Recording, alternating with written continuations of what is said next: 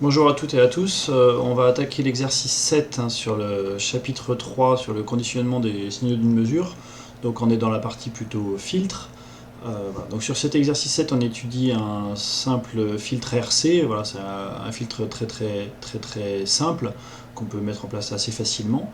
Donc il est composé ici d'une résistance de 47 kΩ et d'une capacité de 3,3 microfarad. Et donc ce filtre, la tension d'entrée, c'est une tension sinusoïdale de pulsation oméga. Oméga, c'est 2 pi fois la fréquence. Je vous rappelle ça. Donc on admet que la transmittance complexe, H complexe égale Vs complexe sur VE complexe, peut se mettre sous la forme. Donc H complexe, c'est 1 sur 1 plus JRC oméga. Avec le J, c'est le I des maths, tel que J carré égale moins 1, donc l'imaginaire pur. Donc le principe, c'est de commencer par calculer le module de cette transmittance complexe, donc H, qui sera le rapport de Vs efficace sur VE efficace, donc le module de H complexe. Alors ça va être le module de 1 sur 1 plus JRC oméga. Alors je vous rappelle que l'expression du module excusez-moi. C'était ça. Voilà. Le module donc de A plus IB en maths, I c'est l'I des maths, c'est racine de A carré plus B carré. Donc racine de partie réelle au carré plus partie imaginaire au carré. Et puis un autre petit rappel mathématique qui est intéressant, c'est que le module d'un quotient de deux nombres complexes, donc Z1 sur Z2, donc je note avec toujours le trait en bas pour dire que c'est un complexe, c'est le quotient des modules. Donc module de Z1 sur module de Z2.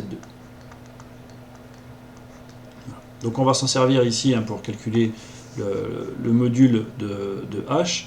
Donc ça va être module de 1, qui est un nombre réel, donc le module de 1 ce sera 1, sur le module de 1 plus JRC oméga. Alors sur le 1 plus JRC oméga, la partie réelle c'est 1, et la partie imaginaire pure c'est RC oméga. Donc on va trouver que le module de la transmittance, qui sera rien d'autre que valeur efficace de la tension de sortie sur valeur efficace de la tension d'entrée, donc c'est le rapport des valeurs efficaces ou des valeurs max, on peut aussi écrire en valeur max. Donc ce sera 1, un module de 1 c'est 1, sur, et le module de, là on a de la forme A plus IB, donc on va avoir racine de 1 au carré, qui fait 1, plus R carré, C carré, C carré, oméga carré. Et donc je vais essayer de faire un trait de fraction correct, voilà. Donc voilà le module de ma transmittance complexe. Et on voit que dans ce module, donc, qui est toujours le rapport de Vs efficace sur VE efficace, voilà, on va voir que ça va dépendre de la pulsation oméga, sachant que la pulsation oméga, c'est toujours 2 pi fois la fréquence. Donc la fréquence en Hertz et la pulsation, elle est en radians par seconde. Voilà. Alors maintenant on nous demande de calculer pour une fréquence de 0 Hz quelle va être la transmittance. Ben, tout simplement si je remplace f par 0, donc oméga par 0, je vais trouver que h pour cette fréquence de 0 est égal à 1. Pour une fréquence de 1 Hz, h de 1, là je vais devoir calculer donc 1 sur racine de 1 plus R carré, C carré, et puis oméga sera 2 pi fois F, 2 pi fois 1. Donc ça va être 1 sur racine de donc 1 plus, alors R je vais remplacer par sa valeur, donc c'est 47 kHz, kilo-ohm, excusez-moi, 47 10 puissance 3, fois, alors je mets une parenthèse, ça va être RC oméga le tout au carré, fois 3,3 micro, donc 3,3 10-6, fois 2pi, fois ici la fréquence qui vaut 1. Voilà, et le tout va être sous racine. Tiens, je vais essayer de faire un trait un peu plus propre, comme ceci. Voilà. Mon trait de fraction ne va pas être très joli non plus, mais voilà, ça fait 1 sur racine de tout ça. J'ai oublié évidemment de fermer la parenthèse et de mettre ça au carré. Alors pour ceux qui se posent la question, hein, évidemment, racine de a carré plus b carré, ça ne se simplifie pas en a plus b, hein, on ne peut pas simplifier ça. Et donc j'obtenais une valeur numérique, hein, pour cette transmittance à 1 Hz, hein, qui vaut environ 0,71. Et puis on nous demande de faire le même calcul pour 100 Hz.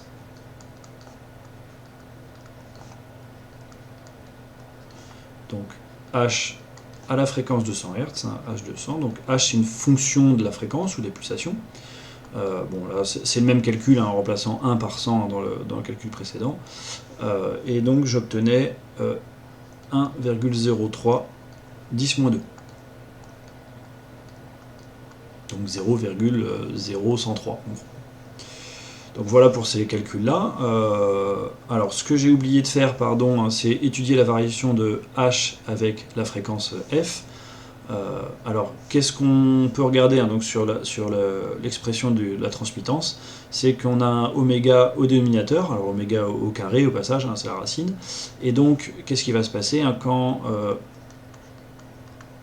oméga croît, ou quand la fréquence croît, hein, quand la fréquence augmente, alors qu'est-ce qui va se passer? Le dénominateur va devenir plus important, et donc la fraction va devenir plus faible. Donc H va diminuer de manière continue. Hein. Bref. Ce qui fait que on a affaire ici à un filtre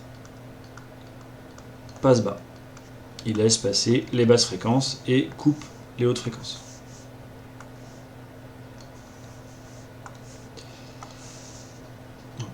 Alors on le voit aussi, hein, sur les valeurs de H à la fréquence nulle, hein, qui correspond à un signal continu, ça vaut 1, ça veut dire que VS vaut VE pour une fréquence nulle.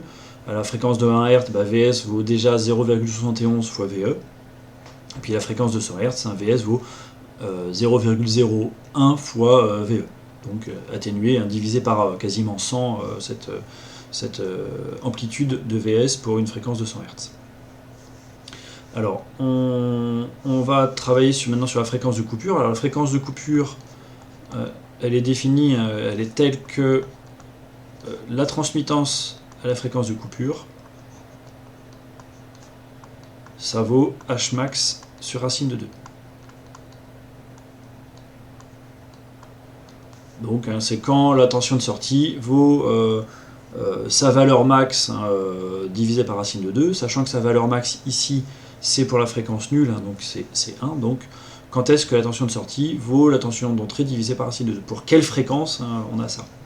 On va considérer qu'avant cette fréquence de coupure, puisque c'est un filtre passe-bas, on a très peu d'atténuation, on laisse passer donc les basses fréquences, et puis après cette fréquence de coupure, on va considérer qu'il y a pas mal d'atténuation et que la tension de sortie, hein, vaut moins, elle a été filtrée, elle a été atténuée. Alors cela dit, la coupure elle n'est pas franche, hein, comme on a parlé dans les autres exercices, et puis cette fréquence de coupure elle est définie arbitrairement à cette valeur pour laquelle, hein, la tension a été divisée par racine de 2 par rapport à sa valeur max, tension de sortie. Alors racine de 2 ça paraît un petit peu bizarre, mais en fait si la tension est divisée par racine de 2, l'intensité est également divisée par racine de 2, et ça fait que la puissance du signal était divisé par 2. Donc on définit la fréquence de coupure, hein, la fréquence pour laquelle la puissance du signal d'entrée a été divisée par 2, enfin plutôt la puissance du signal de sortie était divisée par 2 par rapport à sa valeur max, hein, pour une VE, pour une tension d'entrée constante, enfin connue, d'amplitude connue. Pardon. Voilà. Alors ici, je vais l'écrire ici, ici Hmax. Donc, quelle est la valeur maximale, hein, de ma transmittance? Ben, c'est obtenu pour oméga égale 0, c'est ce qu'on avait, ou la fréquence nulle, c'est-à-dire Hmax vaut 1, donc VS efficace vaut VE efficace à une fréquence nulle, donc pour un signal continu. Et donc on va chercher pour quelle fréquence on a 1 sur racine de 2. Alors, je vais essayer d'écrire, hein. J'ai toujours du mal à faire des traits droits, donc on va chercher pour quelle fréquence. Alors je vais réécrire l'expression du module, R carré c carré. Alors oméga, je vais peut-être le remplacer par 2πf, hein, donc ça fait, et puis vu que j'ai oméga carré, je vais avoir 4 pi carré fc carré. Je vais essayer de faire un trait droit. Voilà. Désolé pour l'écriture, c'est toujours pas très facile. Donc, pour quelle fréquence, hein, ça vaut donc 1 sur racine de 2. Puisque Hmax vaut 1 ici. Alors, on va très facilement simplifier, hein, ici. 1 sur A égale 1 sur B, donc A égale B. Hein, donc, racine de 1 plus R carré C carré 4 pi carré FC carré est égal à racine de 2, ou encore 1 plus tout ça est égal à 2. Je vais peut-être l'écrire ici. 1 plus R carré C carré 4 pi carré FC carré est égal à 2. 2. Et en faisant passer le 1 de l'autre côté, hein, ça va être R carré C carré 4 pi carré FC carré égale 1. Ou encore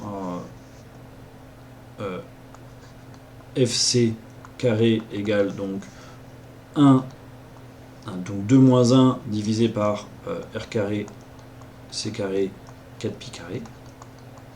Et on va trouver que la fréquence de coupure FC va être donc, je vais faire la racine de tout ça, en fait ça va faire 2π RC.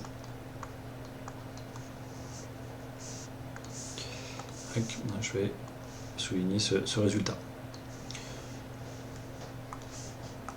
Alors, l'application numérique va me donner quoi?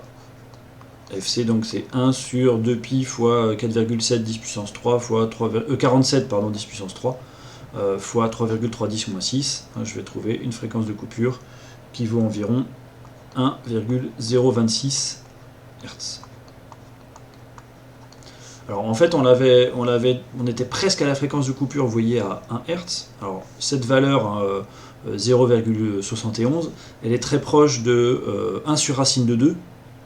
Ça c'est peut-être une valeur à avoir en tête, hein. 1 sur racine de 2. C'est aussi d'ailleurs racine de 2 sur 2. Si je multiplie en haut et en bas par racine de 2, et ça vaut cette fameuse valeur de 0,707, hein, qu'on trouve souvent, que vous reverrez notamment en régulation en semestre prochain. Voilà. Donc voilà, rien qu'avec cette valeur, je savais que la fréquence de coupure était très proche de 1 Hz, et effectivement elle est 1,26 Hz. Alors je vais passer sur la page suivante, hein, pour la suite de l'exercice. Voilà. Donc on applique à l'entrée une tension continue UE égale 2,05 volts. Alors tension continue, hein, ça correspond à une fréquence de 0 Hz, hein, c'est une extension des signaux sinusoïdaux, hein, voilà, une fréquence de 0 Hz, hein, ça fait un signal continu. Quelle est la valeur de la tension de sortie? Eh bien, on a vu que à la fréquence de 0 Hz, il faut que j'écrive lentement, hein, sinon ça ne marche pas bien, H vaut 1, c'est le Hmax, hein, c'est la transmittance max, et c'est aussi US sur UE. Alors un coup c'est marqué VS, un coup c'est marqué US, hein, c'est vraiment la même chose, hein, voilà, il y a une petite confusion dans cet exercice.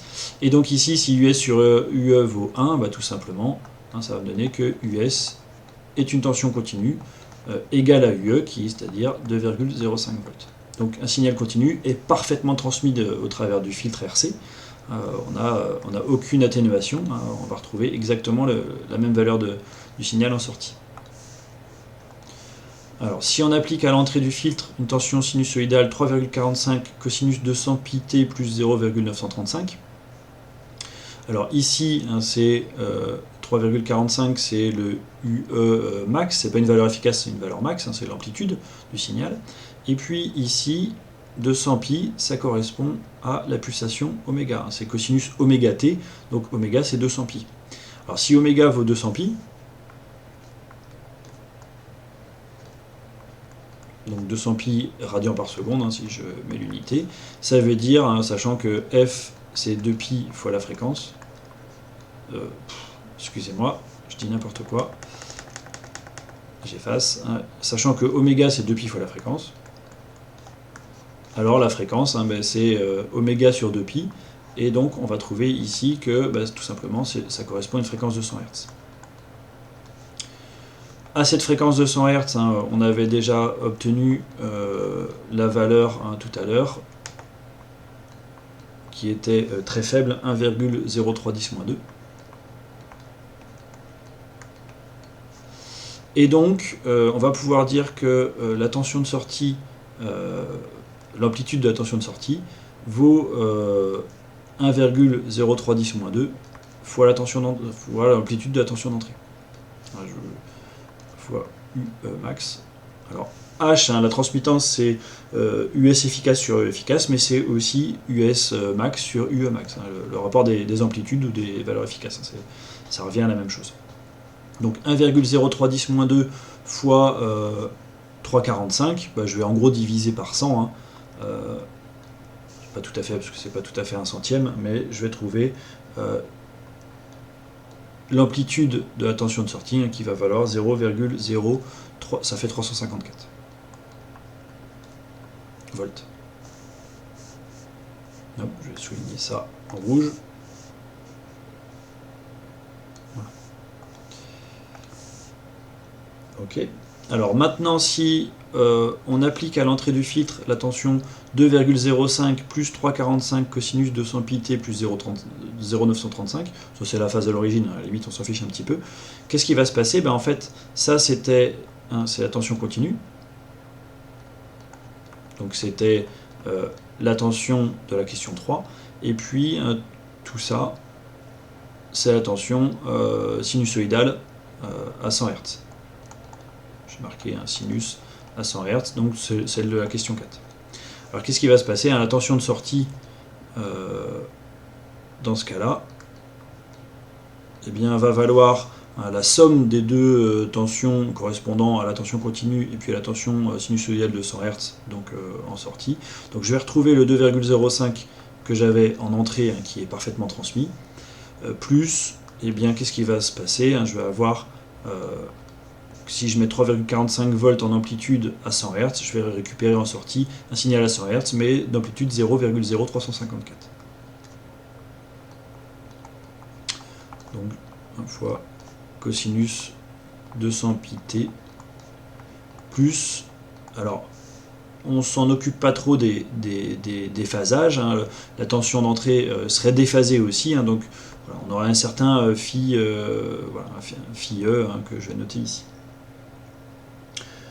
Voilà, donc en gros, ça vaut presque 0 volts, et en fait ce qu'on va pouvoir conclure, c'est que seule la composante continue du signal d'entrée, donc la partie 2,05 volts, va être transmise. Donc seule la composante continue est conservée. On a fortement atténué, presque complètement, alors pas tout à fait, c'est pas tout à fait zéro, mais on a fortement atténué la fréquence de 100 Hz, il ne reste que la composante continue. On a gardé la valeur moyenne du signal. Alors je me hasarde pas à essayer de dessiner des signaux sinusoïdaux à la tablette, ce serait vraiment compliqué, mais voilà, on aurait un signal avec un signal avec une valeur moyenne non nulle, et puis avec des oscillations autour, et en sortie, on garderait que la valeur moyenne du signal d'entrée. Voilà pour cet exercice, je vous remercie.